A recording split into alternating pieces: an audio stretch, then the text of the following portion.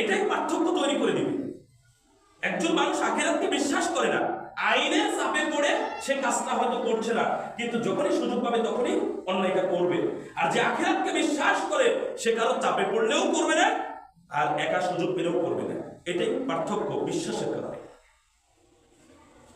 তাহলে দ্বিতীয় পয়েন্টে যেটা বলতে চাচ্ছি, যে একজন মানুষের কর্মের মধ্য থেকে পাপ কর্মকে বিতাড়িত করবে, পাপ কর্ম থেকে নিজেকে বিরত রাখতে চাইবে তখনই যখন একজন মানুষ পূর্ণরূপে দৃঢ়ভাবে আখিরাতকে বিশ্বাস করবে, জান্নাত জাহান্নামকে বিশ্বাস করবে। আল্লাহ সুবহানাহু ওয়া তাআলা জান্নাত এবং জাহান্নামের পরিপূর্ণ বিবরণটা কেন দিয়েছেন? জান্নাত এবং জাহান্নামের বিবরণ দেওয়ার কারণ হলো এই, মানুষ জান্নাতের সুখ শান্তির কথা, জান্নাতের নিয়ামতের কথা শুনে মানুষ উদ্বুদ্ধ হবে, উৎসাহিত হবে জান্নাতে যাওয়ার প্রতি।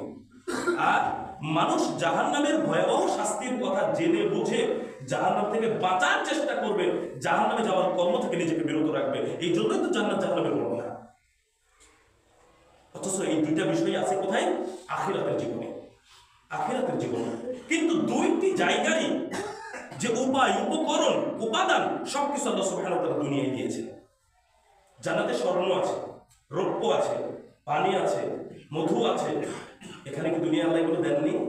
দিয়েছে। জাহান্নামে আগুন আছে, পাথর আছে, লোহা আছে, আল্লাহ সুবহানাহু ওয়া তাআলা কি দুনিয়ায় দেননি? কিন্তু দুইটার কখনো মিল হবে না। জান্নাতি ফল খাবেন, মানুষ দেখে মনে করবে যে এই তো সেই ফল যেটা দুনিয়ায় খেয়েছি, কিন্তু স্বাদ টোটালটাই আলাদা, রাত দিন তফাৎ। যেমন জাহান্নামের আগুন, দুনিয়ার আগুন কখনো আপনি মিলাতে পারবেন না, না কখনো না। অথচ জাহান্নামের সবচেয়ে কঠিন শাস্তি আগুন দিয়েই হবে।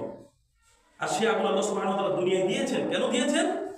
গ্যাস লাইটের একটু আঁচ লাগলে আঙ্গুলে কেমন লাগে, এটা সহ্য করতে যদি না পারি, তাহলে জাহান্নামের আগুনের যে ভয়াবহতা সেটাকে কিভাবে সহ্য করব? এই যে অনুভূতির পরিবর্তন আল্লাহ সুবহানাহু ওয়া তাআলা আংশিকভাবে আমাদেরকে দেখানোর জন্য দিয়েছে, এটা বোঝার জন্য দিয়েছেন, উপলব্ধি করার জন্য দিয়েছেন।